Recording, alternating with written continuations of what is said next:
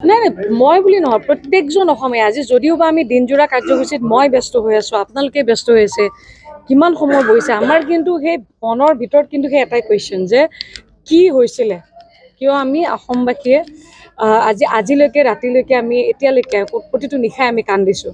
সেই কাৰণটো আমি জানিবৰ কাৰণে উৎসুক আৰু ইতিমধ্যে জমা দিছে। আৰু যিহেতু ইয়াতে মই তাৰ মাজে মাজে মই নিউজবিলাক চাই আছোঁ, যে আপডেটবিলাক চাই আছোঁ, আৰু যিহেতু এইটো এটা এনেকুৱা বিষয়বস্তু নহয়, কাৰণ বহুত পৃষ্ঠা মানে আছে, গতিকে তাত কি আছে কোনো ষ্টাডি নকৰাকৈ আমি এতিয়ালৈকে একো গম পোৱা নাই ভালকৈ। গতিকে গোটেই ধাৰাবিলাক গম পাইছোঁ, কি ধাৰাত তেওঁলোকে মানে অভিযুক্ত কৰিছে।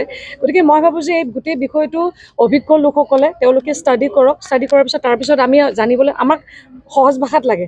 গতিকে মই ভাবোঁ যে আজিৰ দিনটোৰ ভিতৰত বা কালিৰ ভিতৰত আমি গোটেই বিষয়বিলাক গম পাম আৰু বিচাৰিছোঁ তাৰমানে যে, কাৰণ আমাৰ এনেকুৱা হৈছে যে জুবিন দাৰ লগত আমাৰ গোটেই জীৱনটো সাঙুৰি আছে, ভালকৈ খোলাকৈ আমি কাম কৰিব পৰা নাই, এতিয়াও ক'ৰবাত কুৱেশ্যন এটা ৰখি গৈছে। গতিকে মই ভাবোঁ যে আজিকালিৰ ভিতৰত আমি গোটেই বস্তুবিলাক স্পষ্ট হৈ পৰিব। চাওক, চৰকাৰে একদম সঠিক এটা ডেট দিছিলে, সেই ডেটটোৰ ভিতৰতে চাৰ্জশ্বিটখন দিম বুলি কৈছিলে, দিলে। এতিয়া বাকীখিনিতো এতিয়া দাখিল কৰিছে আদালতত, এতিয়া আদালতে কি ধৰণৰ কি কৰে সেইটোতো আমাৰ হাতত নাথাকে। গতিকে চৰকাৰে সময়মতে যিখিনি কথা দিছিলে, মাননীয় মুখ্যমন্ত্ৰী মহোদয়ে যিখিনি কথা দিছিলে সেইখিনি মতে কাম কৰিছে। বাকী এতিয়া আদালতত ন্যায় আদালতে দিব, মুখ্যমন্ত্ৰীয়ে নিদিয়ে বা আমি কোনো মানুহে দিব নোৱাৰোঁ। গতিকে চাওঁ এতিয়া গোটেই বস্তুবিলাক কোনফালে যায়, কিন্তু আমি ধৈৰ্য ধৰাৰো প্ৰয়োজন, আৰু এবাৰ গম পোৱাৰ পিছত তাৰপিছত আমাৰ কথাবিলাক পাতিবৰ কাৰণে আৰু সুবিধা হ'ব। এটা কৈছোঁ ব্যক্তিগত হবে, এইটো ব্যক্তিগত বুলি কোনো কথা নাই, ৰাজহুৱা ব্যক্তিগত চব, যে জুবিন দা আমাৰ কাৰণে, আৰু বিশেষকৈ মই ভাবোঁ দেই, মহিলাসকলতো আমি ঠিক আছে, আমাৰ যুৱতী কিশোৰী চবেই ভাল পায়, মই ভাবোঁ যে আটাইতকৈ বেছি দুখ কিজানি আমাৰ যুৱকসকলে পাইছে।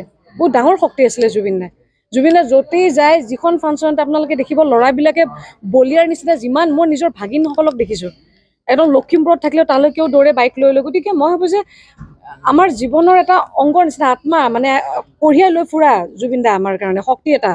গতিকে মই ভাবোঁ যে জুবিন দাৰ ক্ষেত্ৰত কিয় এনেকুৱা হ'ব, গতিকে আমাৰ হয়তো অদ্ভুত প্ৰশ্ন এটা, আৰু জনাৰ পিছত চাগে আমি আৰু বেছি আচৰিত হ'ম যে কিয়, ইমান কি আছিলে তাত। গতিকে 100% নহয়, আমি সকলোৱে একেলগে বিচাৰোঁ যে জুবিন দাৰ ক্ষেত্ৰত যোনে যি অন্যায় কৰিছে প্ৰত্যেকেই, মইতো ভাবোঁ যে জীয়াই থকাৰো যোগ্য নহয় তেওঁলোক। এতিয়ালৈকেতো মই গমেই নাপাওঁ, আপুনিও গম নাপায়, গোটেইখিনি ওলাব দিয়ক, ওলাব দিয়াৰ পিছত গম পাম।